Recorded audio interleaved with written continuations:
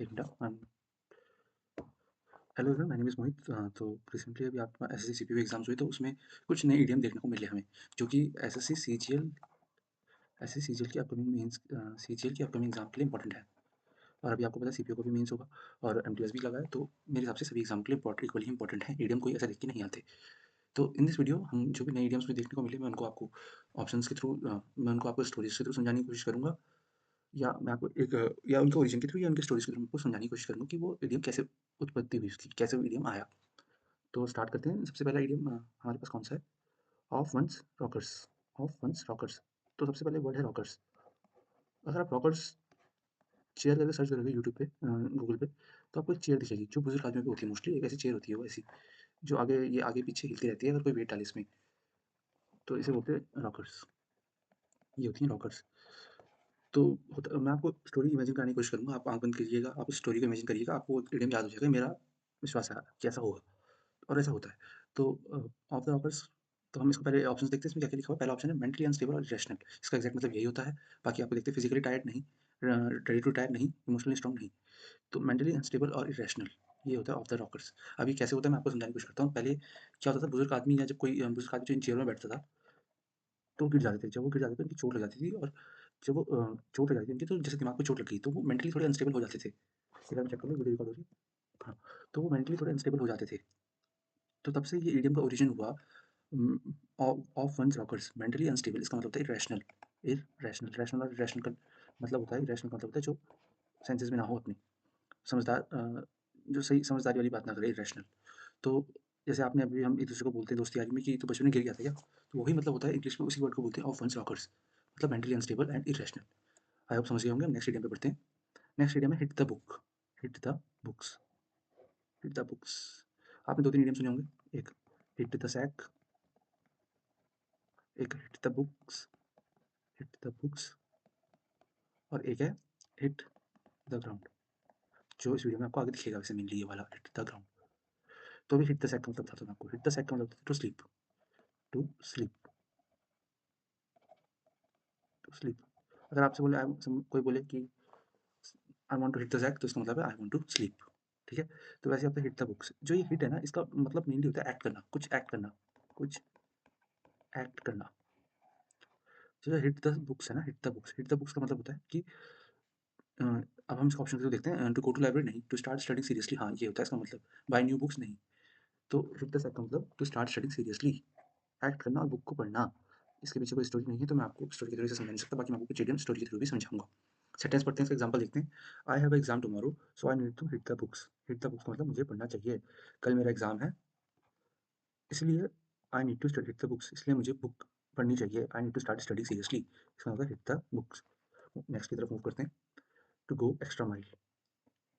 गो extra mile, तो जैसे आपने मूवीज़ में देखा होगा, हीरो हीरोइन को कहते हैं कि मैं तुम्हारे लिए कुछ भी कर लूँगा। तो जो अगर इस चीज़ को सेम इंग्लिश में बोलना हो तो कैसे बोलेंगे? आई will go extra mile for you, मतलब मैं आपके लिए एक्स्ट्रा एफर्ट्स करने को तैयार हूँ।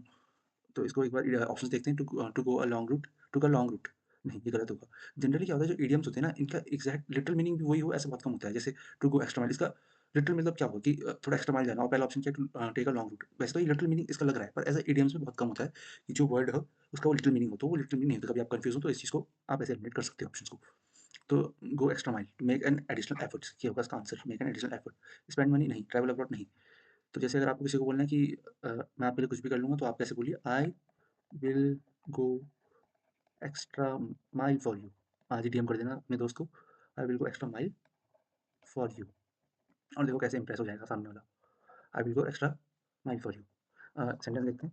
The team went extra mile to meet the clients need, मतलब जो टीम थी वो, उन्होंने मतलब जो नॉर्मली एफर्ट डालते थे उससे ज़्यादा एफर्ट डाले, ताकि वो क्लाइंट की नीड को पूरी कर सकें। ये एपोस्ट्रोफी ऐसे क्लाइंट्स नीड को पूरी कर सकें। Moving to the next one, excuse me. तो उसमें आता है burn the midnight oil. Burn, एक minute, burn the midnight oil. Burn the midnight oil, इसका मतलब ऑप्शन देखते हैं। फोर्थ ऑप्शन से स्टार्ट करते हैं। लिट कैंडल्स नहीं, बर्न मतलब लिटिल मिनट नहीं, सेलिब्रेट नहीं, स्लेप्ट वेल नहीं, इसका मतलब होता है वर्क लेट एट नाइट। इसके एक्चुअल में दो मतलब होते हैं। टू वर्क, एक तो होता है वर्क लेट एट नाइट, और एक इसका जो दूसरा मीनिंग आपको एग्जाम में दिखेगा, to work very hard. Very hard, इसके दो मतलब होते हैं, और दोनों एग्जाम में दोनों ऑप्शन एक साथ नहीं होते हैं, और वैसे दोनों ऑप्शन सही होते हैं। To work late at night, ये बहुत कॉमन वैसे भी बहुत कॉमन है, मुझे लगता है आपने सुना भी होगा पहले।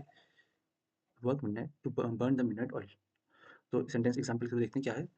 Jonathan and his friends burn the midnight oil to complete the final project. Burn the midnight, उन्होंने बहुत मेहनत करी। मेहनत करना। नेक्स्ट पे चलते हैं। कुछ को मैं आपको स्टोरी से भी समझाऊंगा। ये तो आपने देख लिया, गो एक्स्ट्रा माइल, इसे काट दो। Jump the gun, next idiom है हमारा जंप द गन। तो पहले इसके ऑप्शंस देखते हैं। फायर फायर अ शॉट नहीं, आस्क अ क्वेश्चन नहीं, रन फास्टर नहीं, एक्ट टू सून, जरूरत से जल्दी एक्ट कर लेना, जो कि एक नेगेटिव सेंस देता है, नेगेटिव मीडियम है। तो होता क्या था, जैसे ये रेसिंग ट्रैक है, ये 3 कैंडिडेट हमारे ए, बी और सी। तो यहाँ पे एक आदमी होता था, जो जैसे हम बचपन में 3, 2, 1 बोलते हैं, तो एक्चुअल ओलंपिक्स वगैरह या किसी भी रनिंग के इवेंट में क्या होता है, वो गन फायर करते हैं। तो जब वो गन फायर करते हैं, तो यहीं से इस इडियम का ओरिजिन होता है, जंप द गन। तो मतलब मान लो कोई इनमें से, जैसे मान लो ए है, ये गन फायर होने से पहले आगे बढ़ जाए लाइन से, तो इसने जंप द गन, मतलब इसने ज़रूरत से जल्दी एक्ट कर दिया, ज़रूरत से जल्दी। तो इसका नेगेटिव मतलब भी होता है, जैसे आपने सुना होगा जो कॉमनली यूज़ करते हैं normal day to day life में, रेड लाइट जंप कर दी, jump the red light, jump the red light. तो आप उससे भी थोड़ा ऐसे मेमोराइज़ करने की कोशिश करते हैं, जंप द रेड लाइट, मतलब ज़रूरत से जल्दी एक्ट करना, ज़रूरत से जल्दी एक्ट करना। सेंटेंस देखते हैं, एग्ज़ाम्पल देखते हैं। You shouldn't jump the gun before getting confirmation, मतलब जब तक खबर पक्की ना हो, आपको जल्दी एक्ट नहीं करना चाहिए। Jump the gun. Next idiom की तरफ चलते हैं। हमारे पास नेक्स्ट इडियम है call it a day, call it a day. इस मतलब इसके ऑप्शंस देखते हैं। स्टार्ट अ प्रोजेक्ट नहीं, मेक अ फ़ोन कॉल नहीं, stop working for the day, ये इसका सही आंसर होगा, stop working for the day, ये नहीं होगा, गो फॉर अ लंच नहीं। तो मतलब मैं आपको एक स्टोरी अपनी आँख बंद कीजिए और विजुअलाइज़ कीजिए, हम विजुअलाइज़ेशन के थ्रू भी याद करने की कोशिश करेंगे। तो इमेजिन कीजिए कि कुछ लेबर हैं, कुछ मैनुअल मैनुअल जो करते हैं वो लोग हैं, तो वो आपस में क्या बोलते हैं कि जैसे हिंदी में उन्होंने वार्तालाप करी, तो इंग्लिश में से क्या बोलेंगे बाद में। तो जैसे बोलते हैं कि चल आज के लिए हो गया, अब बाकी काम कल करेंगे। तो अगर उन्हें यही बात इंग्लिश में बोलनी है तो क्या बोलेंगे? It's enough for day, let's call it a day, let's call it a day. Call it a day का मतलब होता है stop working for the day, मतलब समाप्ति, काम की समाप्ति। जैसे इडियम से वो आपने सुना होगा कि घंटी बज गई, जैसे फैक्ट्री में बजती है वो एक बेल बजती है शाम को, तो वो क्या बोलते हैं? Call it a day. Example देखते हैं। Let's call it a day and resume the work tomorrow, let's call it a day and resume the work tomorrow, मतलब आज के दिन की छुट्टी करते हैं और कल काम करना शुरू दोबारा दोबारा से शुरू करेंगे। नेक्स्ट पे आगे बढ़ते हैं। हिट द ग्राउंड रनिंग, जो मैंने आपको बताया था आगे आएगा, वो यही है। Hit the ground running, running.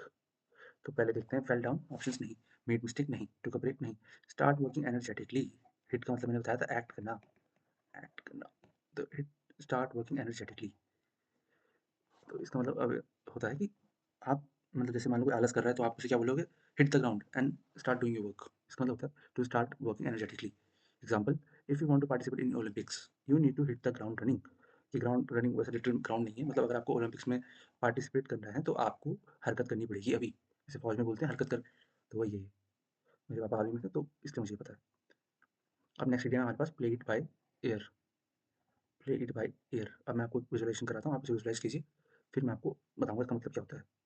मान लीजिए कि एक ग्रुप ऑफ बैंड है, ठीक है? तो वो कुछ बजा रहे हैं गाना, तो कोई एक तेजू आया, तेजू आप समझते होंगे, उसने बोला ये तो कोई भी बजा दे, जो मैं अभी गाऊंगा आप वो बजा के दिखाओ।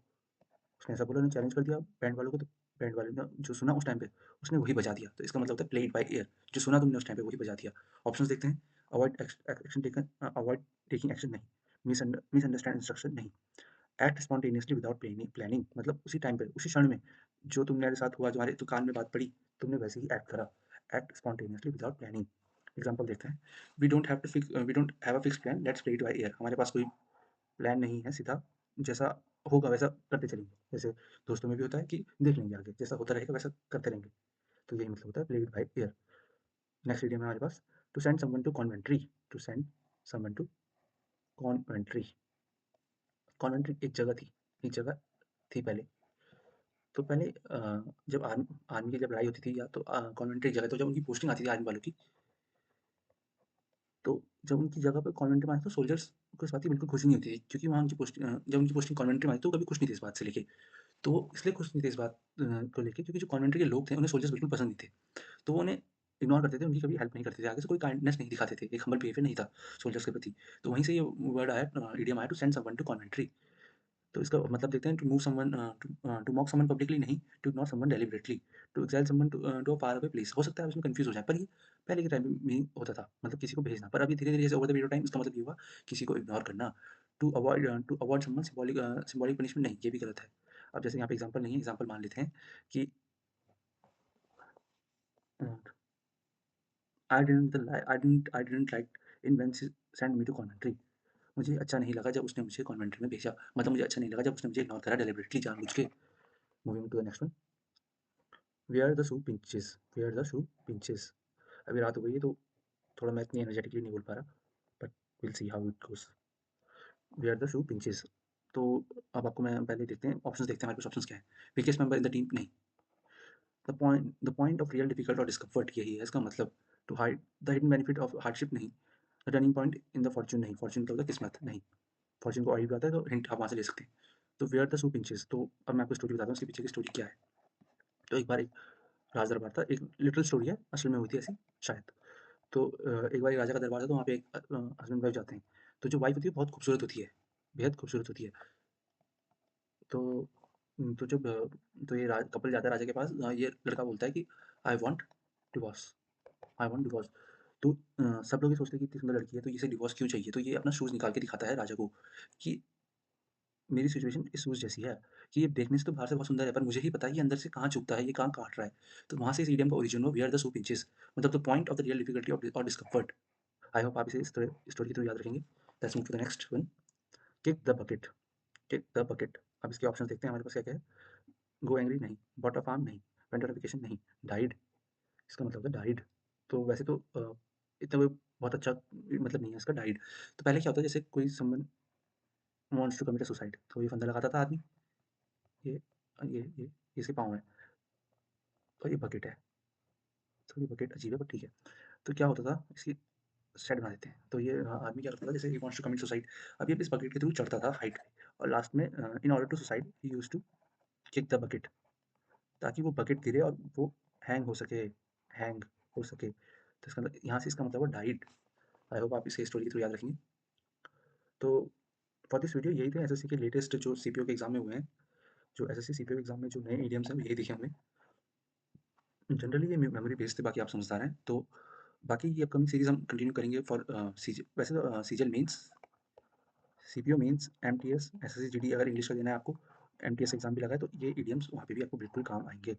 तो आई होप आपको वीडियो पसंद आई हो। आपको पता है like share subscribe, I want to say those things आप समझ जाइए बाकी। And thanks a lot for this video.